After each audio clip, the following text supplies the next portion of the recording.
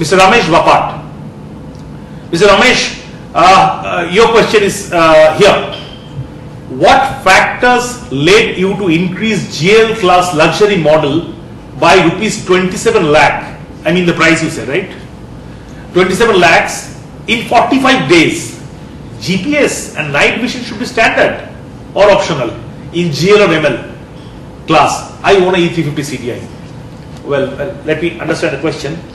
First of all, congratulations, sir. Mr. Bapat, you are our proud customer. You are owning a E350 CDI. Badhai aapko.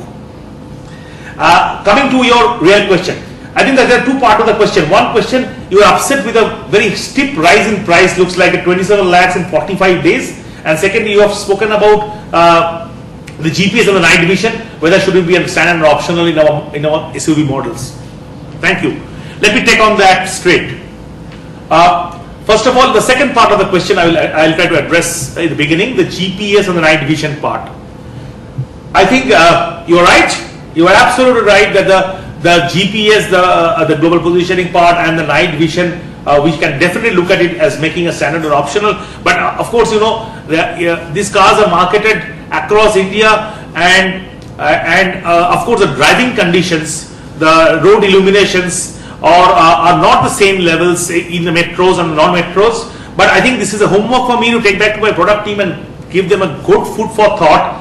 Should we make it standard? Should we make it optional? I really don't want to comment on that, but I take your feedback very positively. This is the point for my product team, that look at this very, very strictly. What do you do with the GL and ML? Coming to the first part of your question, sir.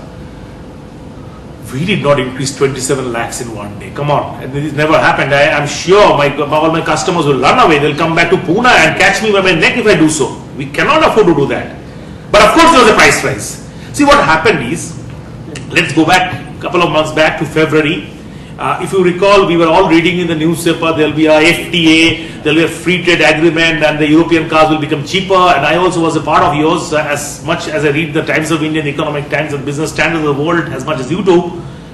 But when the real union budget came, you see, it was a real shock for all of us.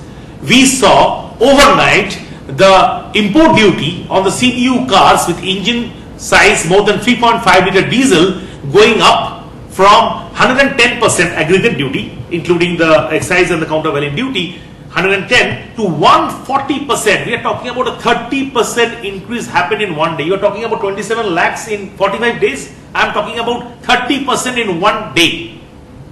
But sir, that price increase is not 27. The price moved up roughly by 10 to 12 lakhs. Our prices was in the range of 64, 65 lakhs for the GL, the luxury, and it moved up to 74, 75, 76 lakhs. So 10 to 12 lakhs is the window which it went up by because of the purely the duty impact.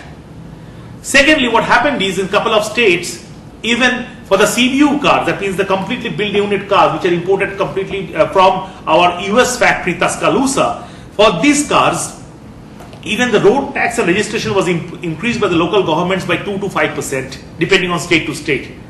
So we had no other option but to pass this excise duty or this import duty impact, import duty impact and the road tax impact on the on-road pricing to the consumer. So we did not make any money out of it, or we didn't increase the prices purely because of duties and prices. But let me then tell you the sad part of the story, which is not said in this question. You know, when we sell imported cars, these fully imported cars, that means they are not built in India, they are just imported from our factories in Tuscaloosa or from our factories in Sindelfingen or from our factories in Rastatt in Hungary or other places of the world, we are very much dependent on the exchange rate. Let's say a GL car. Let's say we fixed up the price in 2010. And what was the price of GL for our imports? It was 58 rupees to a euro. Today, the euro is 72 rupees to 1 euro. And we are talking about a 20%. 14 rupees on 58 is roughly nothing less than 20 to 25%.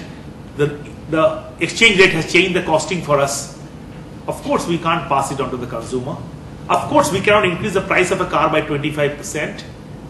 And that exactly as a manufacturer, we completely absorb in our bottom line.